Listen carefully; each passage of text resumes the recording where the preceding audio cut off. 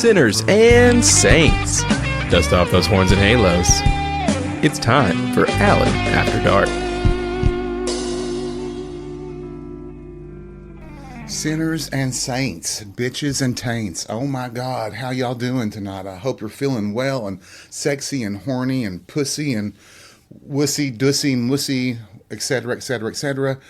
Lord have mercy, it has been so cold down here in Tennessee. The coldest weather we've had in a long time the past week or two. And it got me to, once again, just fantasize about spring and summer and hot days and nights and how much fun warm weather is. And I realized that we haven't taken a trip back in time in quite a few episodes. So let's take a trip back in time to when I had my first Florida adventure and other miscellaneous southern catastrophes.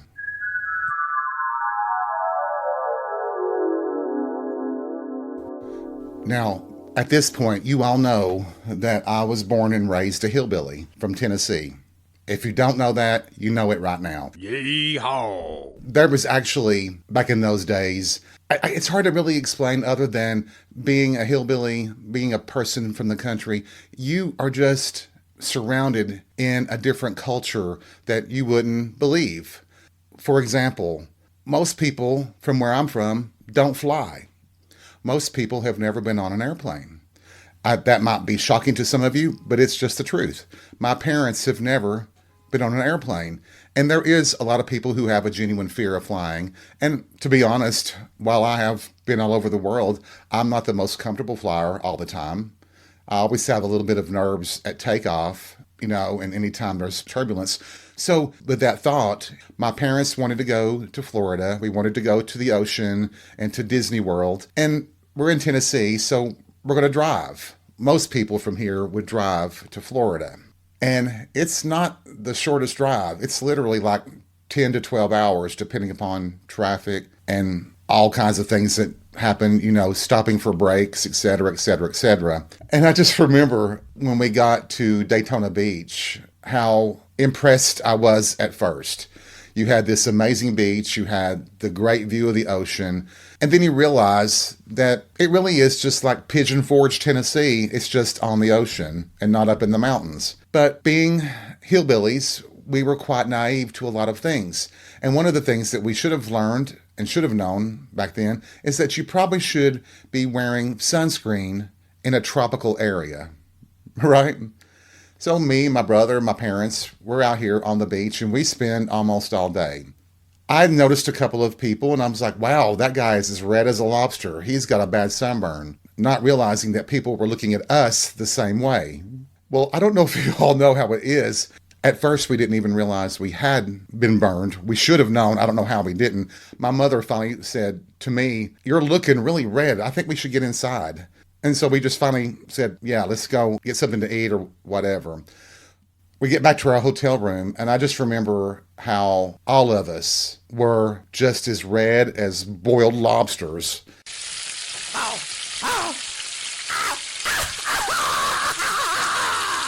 And do you know that once you get burnt like that you get the shakes and your whole body is shaking, you're shivering like it's freezing cold? I just remember a night of misery, of throwing up and chills and pain, and it was actually really embarrassing. We still managed to go to Disney World the next day, even though all of us were sick as dogs and trying to have a little bit of fun, but all we had was misery. And I could tell that people who were from the area were just like, look at these stupid hillbillies. They didn't even know enough to put on sunscreen to protect their skin. And well, I'll just tell you this. After that burn, this boy kept sunscreen always on, all the time. I do not want to have my skin ruined. I do not want skin cancer, damn it. That trip, though, outside of a sunburn, was an eye-opener for me. Being on a beach, looking at men that wore nothing but Speedos and as little as possible, and being totally turned on by it.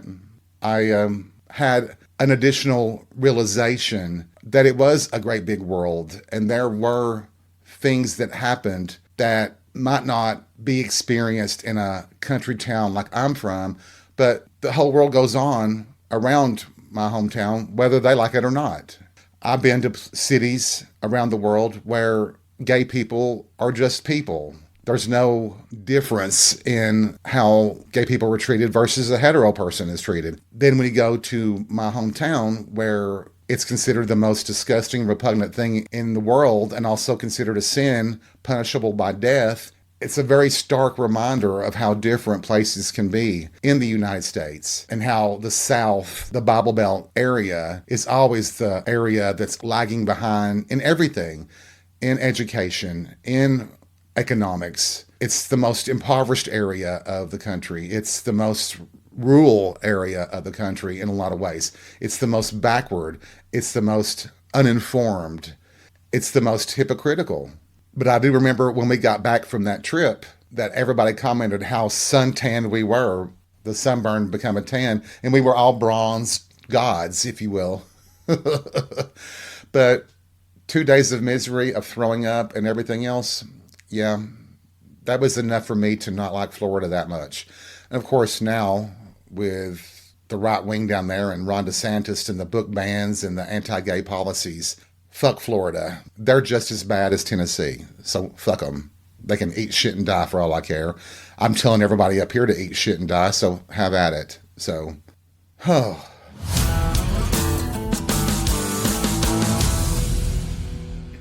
I remember when I first moved to what I call the big city, how it did take a little bit of getting used to. Ironically, I was not used to such conveniences of having retail stores and a grocery store so close. But we also had a porn store, a video store that had an entire gay section, a very large gay section of porn that you could rent. It also was sort of a cruising area, but not much. They frowned upon it, but you could cruise a little and pick up somebody and take them home or somewhere. What really was amazing to me is that there was an area not too far from where this video store was that was like a hillside park.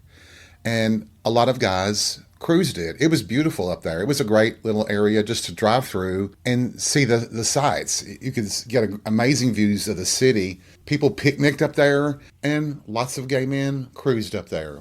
I remember one Saturday, I had rented a video, and I was really turned on, of course, and wanted some action. I wanted to get laid.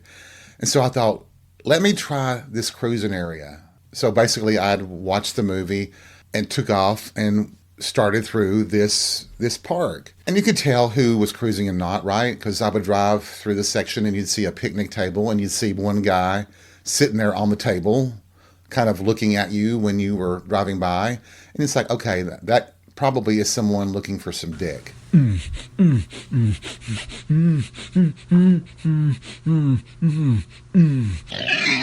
Well, I'd cruised there a few times before, and I never did follow through with it. I just cruised to see who was there.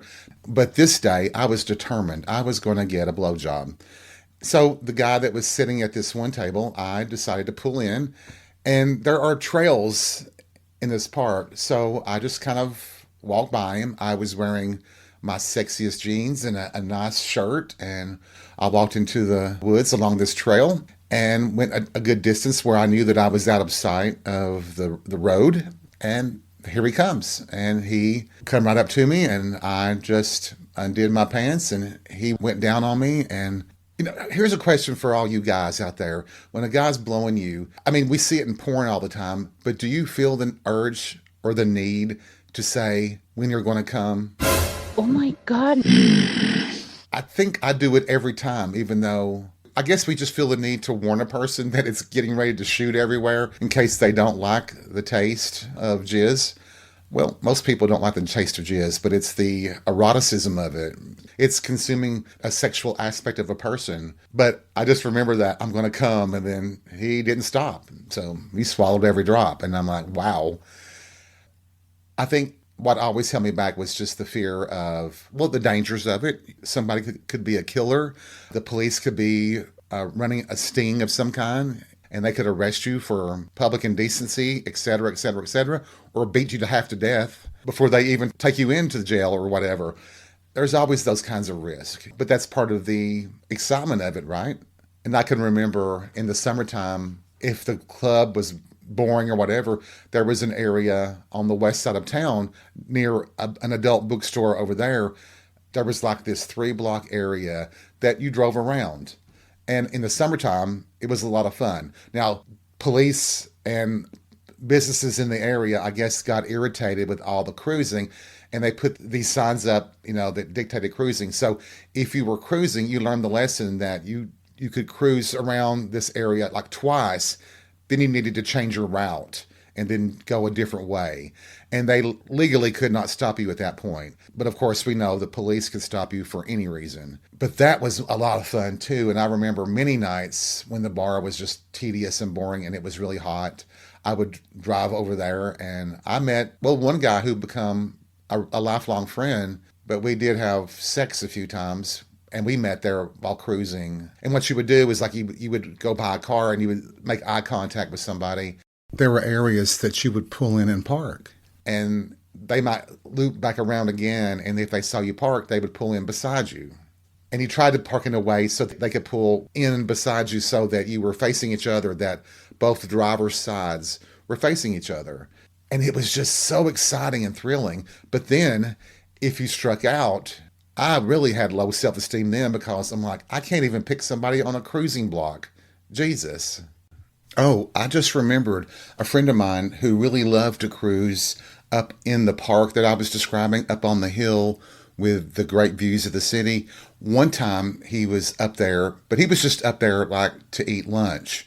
And he was in his car, but he was surrounded by 4 police cars. They were all around him as if to try to intimidate him. And he's like, well, I'm just eating lunch. I'm not trying to pick up anybody. I'm not trying to get myself arrested for something like indecent exposure. But when I think about that, one of my favorite porns, Cop Shack 2, I think about the possibilities of all the police officers in those cars being queer and horny and wanting to do some pile driving. That makes for a great plot in a porn, one that's been done at least 3,625,000 times. But the notion gets me a little bit turned on. Okay, a whole bunch of turned on, all right? Yes, I said that, and I'll say it again. What was I going to say? Oh, I don't know. I'm just horny, sorry, and need to be drinking or something, or have some gummies, but not today.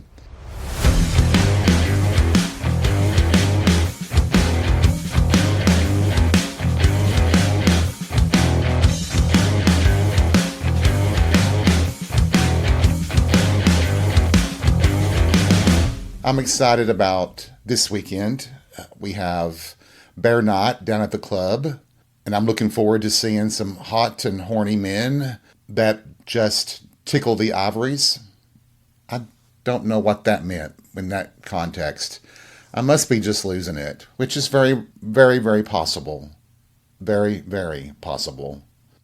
When I think about cruising, I think us gay guys, we're almost always cruising, aren't we? Whether we think we are or not, whether it's intentional or not. Even at the bar, at happy hour, we're all scoping out everybody. Now, most of us tend to know each other at happy hour, but there's always a few that come in that are new to the area and are hot as fuck, and you would like to do some munching on that ass, but it doesn't always work out that way. For me, it's part of the thrill of being gay.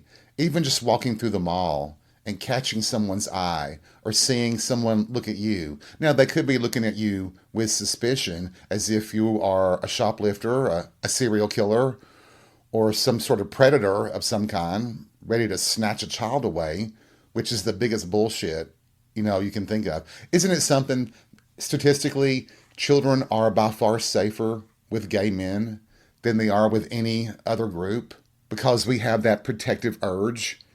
It seems like it's just part of the built-in personality of a gay person.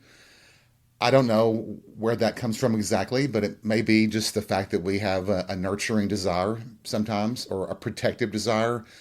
Because I think when we see kids, that we remember how it was for us, and there's that extra desire just to look out for them and make sure that nobody hurts them, whether you know them or not. And I don't know about you guys, but I have been frustrated sometimes when I've seen a child kind of wander off from their parent and feel the need to kind of keep an eye out just in case somebody tries to come along and snatch them up. I know it's tough being a parent, but please don't forget to keep an eye out on your kid when you're in a mall or at a store or something. Jesus. People. I guess we all do need some release, don't we? Sexual or otherwise. I certainly do. I really would like to have some. I think the world is growing darker every day. It just seems like every minute that passes, we become more stupid, dumbasses. What the fuck is wrong with people? Why are there so many people that have this desire to control others? I really wonder why certain politicians, their only drive is to harass and demoralize and demonize the gay community. You'd think they'd want to do something else with their life. You really do. But I have beat that drum how many times on this podcast already? Quite a few, haven't I? And I'll keep doing it, I'm sure. This was supposed to be a bit of a chill episode. It's probably boring as fuck, isn't it? Really. But for Bear Night, maybe I'll get the pleasure of doing some ass munching. There's a couple of hot asses I'd like to get a hold of. That's for sure. My porn viewing lately, it's always an evolving taste, right? We don't always watch the same things. And I guess that's the danger of porn, is that perhaps you become addicted and you need wilder or crazier things to watch. But I'd stumbled upon a clip. I don't know if you know the porn star Sean Duran, but he's a macho muscle guy. And he's versatile. He's a top and a bottom. In this clip, he was being fucked by this really skinny twink with a huge dick. And damn, that kind of turned me on. So I started watching a little bit more of that, where you have these big macho men bottoming for twinks. And it really did push some new buttons for me.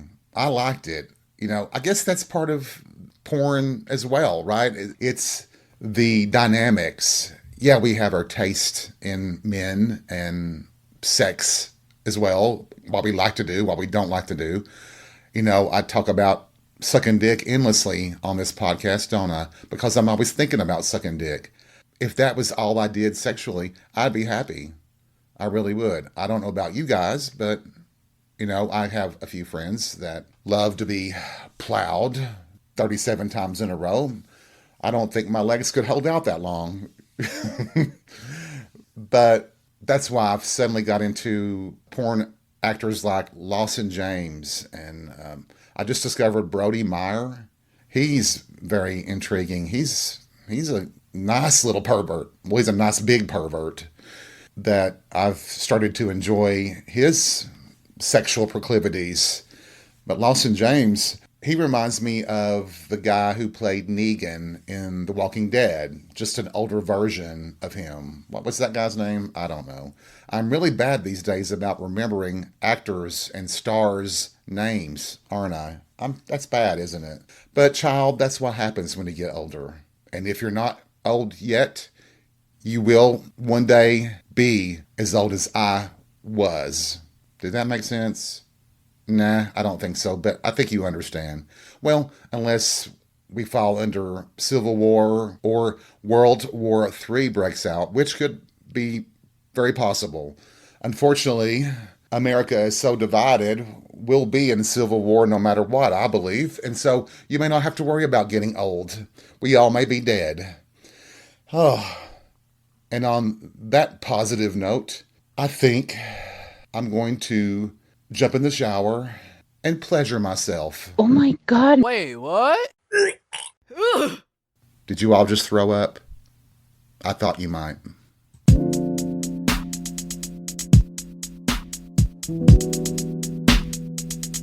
Well, this was an episode that I didn't think would evolve the way it did, but I hope you've had some fun and you've been entertained.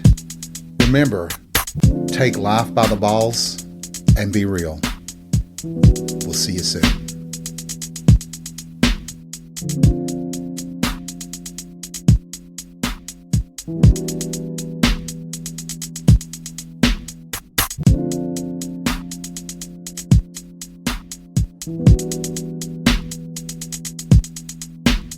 You